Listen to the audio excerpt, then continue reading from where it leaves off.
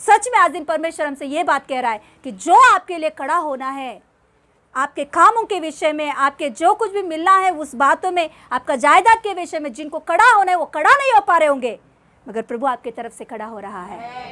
आपके बाप माँ कोई भी आपके ओर से खड़ा नहीं हो पा रहे होंगे, मगर परमेश्वर आपके ओर से खड़ा होने वाला है। हालेलुया। उनके ऊपर भरोसा रखकर उनके पीछे चलने वालों को कभी भी लज्जित होने नहीं देगा।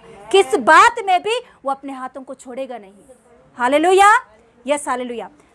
हम लोग जब बाइबल कॉलेज पढ़ रहे थे तभी हमारा एक क्या बोलते एक सब्जेक्ट होता है इस बाइबल कॉलेज में, एंजियोलॉजी करके एक सब्जेक्ट होती है, मतलब एंजल्स के बारे में, स्वर्गदूतों के बारे में एक सब्जेक्ट होता है उसमें। तो सब्जेक्ट टीचर बता रहा था हमें, सब्जेक्ट एंजल्स के बारे में बता रहा था। तो बताते वक्त टीचर ने हमसे बोला कि आपके जीवन में ऐसा कुछ स्वर्गदूतों का अनुभव कुछ हुआ तो बताइए। तो एक औरत खड़े होकर अपना गवाही बता रही थी उस समय में। तो वो औरत ऐसा बता रही थी कि उनके घर में 2005 में बाढ़ आया था, है ना इधर।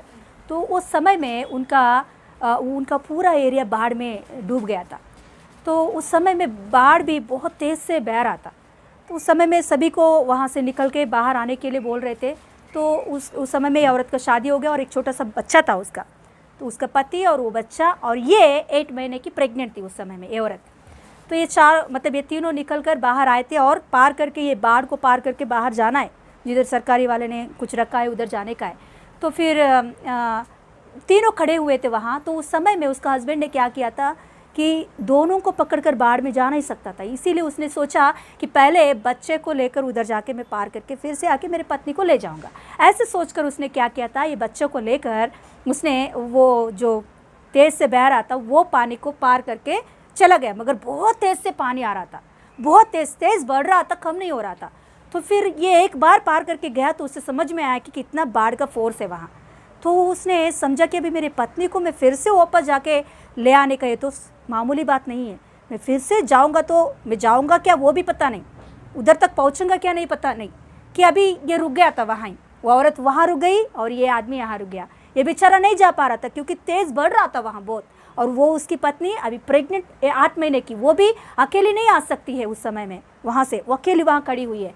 तो इस समय में यहाँ पति प्रार्थना कर रहा था, वहाँ पत्नी प्रार्थना कर रही थी, प्रभु अभी मेरा हालत क्या है, मेरे लिए यहाँ कोई नहीं है, मेरा पति भी मेरा हाथ छोड़कर जितना तक उसे रहना है उतना ही तक रहेगा क्योंकि वो भी इंसान है, मगर प्रभु तू मेरा हाथ कभी भी छोड़ने वाला नहीं है। हालेलुया।